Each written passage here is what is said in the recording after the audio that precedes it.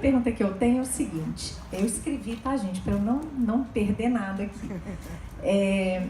Fernando Pessoa, ele disse, né, uma vez, eu gosto muito de Fernando Pessoa, ele disse assim, que para viajar, basta existir.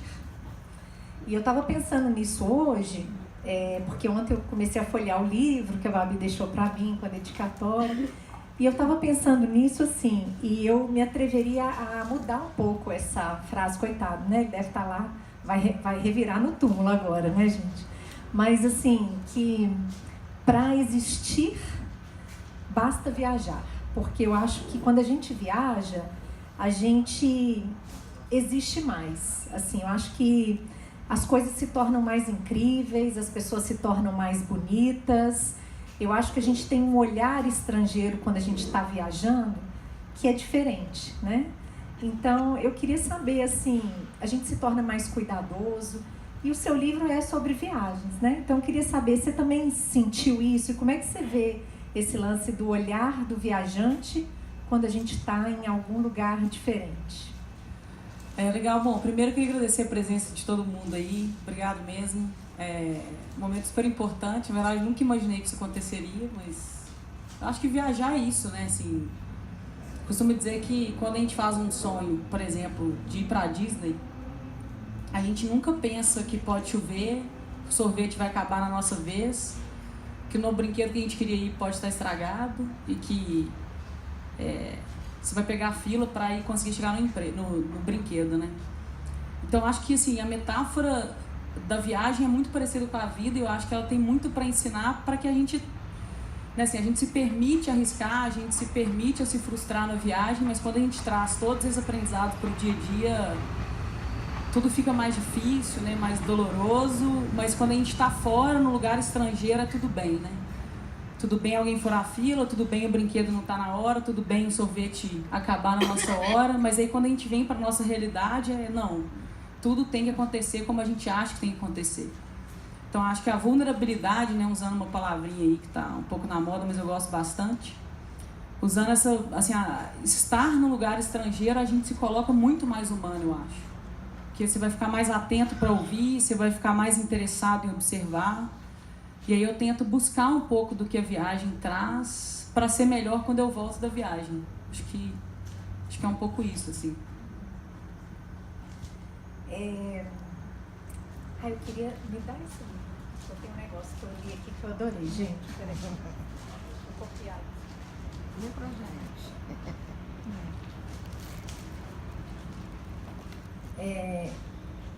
Esse livro é sobre as crônicas dos últimos 10 anos, né, de que você escreveu.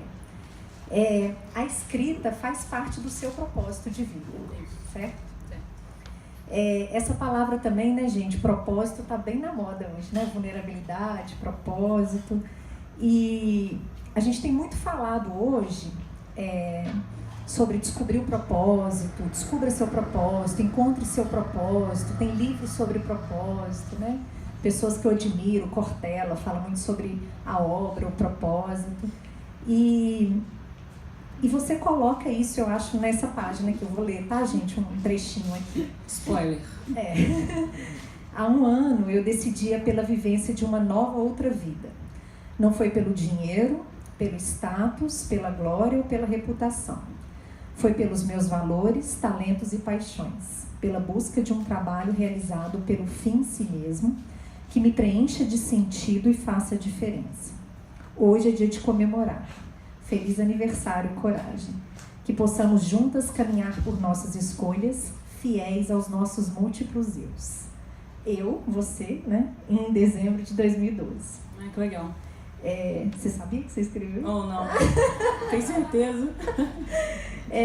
E aí eu queria perguntar, assim, qual que é o seu propósito, né? E mais, assim, e quando foi que essa ficha, porque muita gente vem com essa pergunta, né? Nossa, qual é o meu propósito? O que será? Como é que eu vou descobrir meu propósito? E pessoas jovens, pessoas não tão jovens, enfim, eu acho que tá uma busca muito por tal do lance da felicidade na vida, no trabalho, a gente tem olhado um pouco mais para isso, né? E qual é o seu propósito e quando que essa ficha caiu? Em que momento desses 10 anos em que tudo isso foi escrito, que você percebeu assim, poxa, tá aqui o meu propósito, assim? Nossa, eu acho que meu propósito ele é muito amplo, mas ele, se dá para resumir, eu diria assim que eu tenho uma intenção de ser uma conectora social. Então, assim, né, quando eu olho para isso aqui, tem gente que estudou comigo no Santo Agostinho, foi, né, diria minha primeira base de educação formal, tem gente da PUC, que foi a segunda, cursos livres, né, como a gente conheceu ali no Guaja, querendo ou não.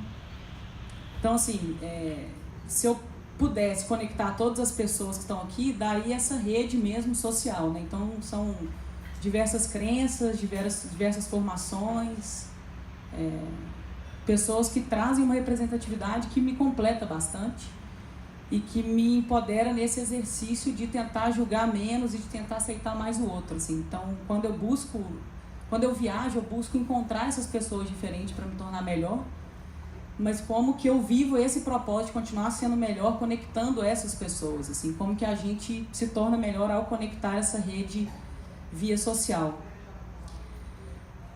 Mas eu acho que caiu a ficha, assim, né, na apresentação do livro eu falo isso, desde que eu acho que escrevo, as pessoas falam que eu escrevo bem, e aí eu decidi levar esse elogio ou feedback a sério.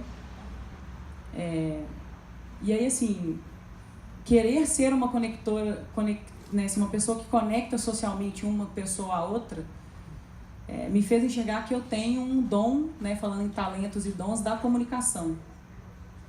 Mas eu acho que a minha melhor comunicabilidade ela é escrita. Não só porque eu acho, mas por ouvir as pessoas dizerem que e acreditar nessas pessoas. Então, assim, um dia, e aí a ficha caiu quando uma amiga minha me fez 2 perguntas. Uma, ela perguntou: Babi, você tem noção de quanta gente você já empregou? E aí eu falei: não. E aí veio essa questão da conexão, de só apresentei fulano para Beltrano e olha, me arrumou um emprego. E olha, que fácil, né, gente? Para que LinkedIn?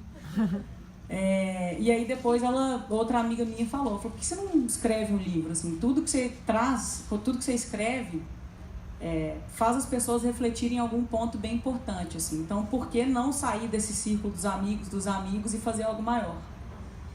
E aí eu decidi, então, né, assim, é isso. 10 anos escrevendo informalmente, mas aí eu decidi mesmo criar um método de escrever sempre, né? E aí eu coloquei toda terça-feira para escrever, para criar uma disciplina e para que essa rede aumentasse e saísse do meu círculo, até que chegou a proposta da Casuar aí a partir de um concurso. Então, conectar pessoas é um propósito, e eu acho que a melhor forma que eu consigo fazer isso é através da comunicação escrita.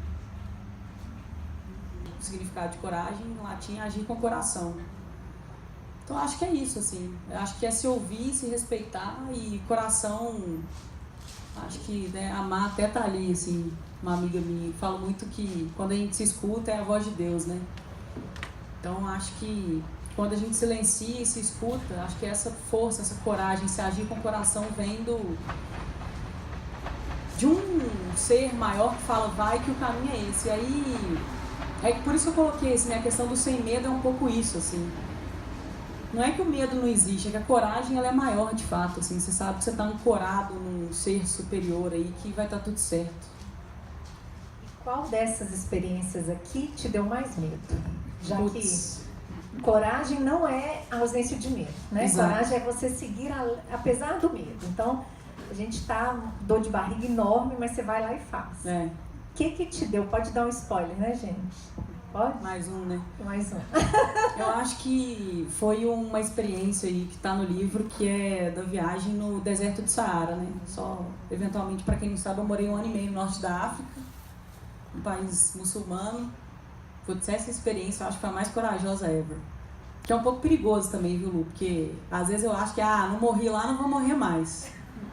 Aí, Atrás eu estava conversando com uma pessoa que viaja muito, e ela disse assim, que a gente tem uma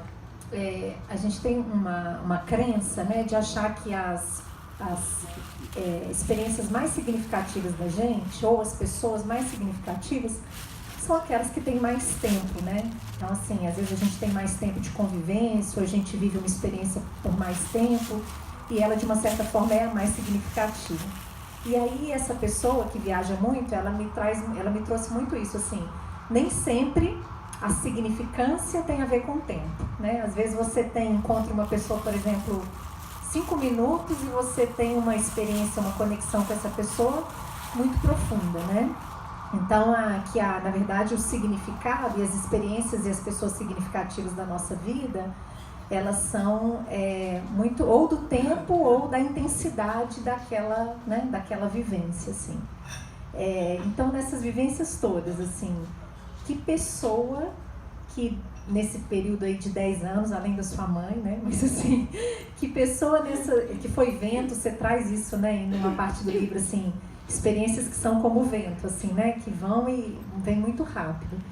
Que pessoa ou que pessoas, assim, que foram tão significativas nessa sua jornada, assim, né? Nossa, é muito difícil. Vai precisar arrumar um problema, vai ciumento. Mas não sei, assim, tem uma pessoa, enquanto você, já fiz uma coisa horrorosa de se fazer aqui, que enquanto você foi perguntando, eu já me antecipei mentalmente. Sei que em termos de exercício de escuta não é o melhor, mas tem uma líbia que eu conheci, que é a Sara. Eu acho que, assim, é uma pessoa que eu vou levar pro resto da minha vida, assim, porque ela tem a minha idade, né? E aí, enfim, ela me recebeu super mal quando eu cheguei. Eu cheguei sem usar burca, na ousadia. E ela me recebeu muito mal, assim. E ao final de 1 ano e meio meu lá, a gente faz igual em Congonhas, né? Quando você tá dando alguma palestra em Congonhas, você para o avião, você volta. Mas enfim, a Sara é uma pessoa que me fez ressignificar muita coisa na vida, assim, porque ela é da minha idade e eu cheguei na Líbia com essa vontade de trabalhar, de fazer, de acontecer, né? Assim, vivi uma experiência riquíssima profissional lá, viajei para vários países a trabalho lá na Ásia e Oriente Médio, e a Sara nunca tinha saído de casa. Então, assim, falei, gente, eu tenho, viajo desde 10 anos de idade por causa da natação, que eu nadava. E eu, quando eu cheguei na Líbia, sei lá, aos 25, eu já tinha viajado, não sei dizer por quantos lugares. E assim, não é porque eu sou uma pessoa privilegiada, apesar de eu saber que eu sou uma pessoa privilegiada. Mas assim, a Sara, ela não tinha tido uma perspectiva de mundo de que ela poderia sair da casa dela. O mundo, pra ela, era a casa dela. E aí, quando a gente começou a se aproximar, no inglês meio macarrônico lá, no meu árabe também macarrônico, ela ficava assim, mas por que sair de casa? Eu falei, putz, por que não sair de casa? Então ela me ensinou a ressignificar muita coisa, mas principalmente a respeitar, né? A gente tende a querer que o outro tenha a mesma experiência que a gente teve, assim.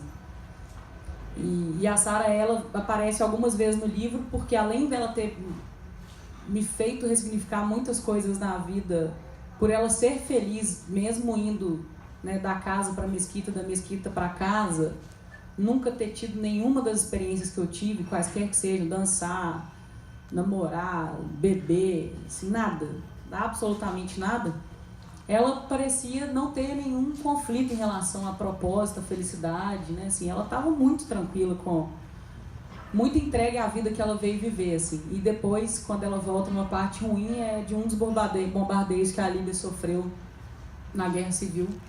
Ela foi uma das pessoas com quem eu perdi contato, assim. Então, assim, não sei, ela vem e volta várias vezes, sabe, assim, eu acho que o grande ensinamento que ela me trouxe foi você aceitar a vida que você veio viver também, sabe? Acho que do mesmo jeito que eu acho que eu vim viver uma ousadia, tudo bem também quem não veio, sabe? Esse negócio do propósito, tem gente que fala assim, nossa, Fabi, te invejo, porque você sabe qual é o seu propósito, e eu preciso descobrir meu propósito. Não, você não precisa nada. Tá tudo bem também, entendeu? Então acho que ela me traz um pouco dessa leveza de que acho que a gente tem que viver a vida que a gente veio pra viver, assim. Tem uma parte aqui também que eu gosto muito, gente, eu tô dando vários spoilers, tá? Mas faz parte aqui. Mas então, gente, nem leia e fala que foi ótimo, melhor livro da vida. Não, mas são pequenininhos, assim. que você fala assim, que também assim, a vida é a gente fazendo escolhas, né? Então, a gente nasce, começa, né? Enfim, pequenas escolhas, e aí a gente vai, talvez, fazendo escolhas mais complexas, né? Mas hoje, o desafio da gente escolher, não sei vocês, tá? Mas o meu desafio, o desafio de muitas pessoas com as quais eu convivo e que a gente conversa, falam assim, poxa, hoje é tão difícil a gente fazer escolha, porque o nível de complexidade, o nível de... a numerosidade de opções que a gente tem, né? Ela é muito maior do que a gente tinha um tempo atrás, né? Então, de tudo, né? De profissão, de lugar para viajar, de pessoas com as quais se conectar, de eventos, né? Eu não sei quem aqui tem Facebook, né? Participa das redes sociais, porque hoje também, né? Nem todo mundo está nessa ainda, mas assim, às vezes você tem 20 eventos, né? Durante o dia, assim, você fala, não, como é que eu vou estar em 20 lugares ao mesmo tempo?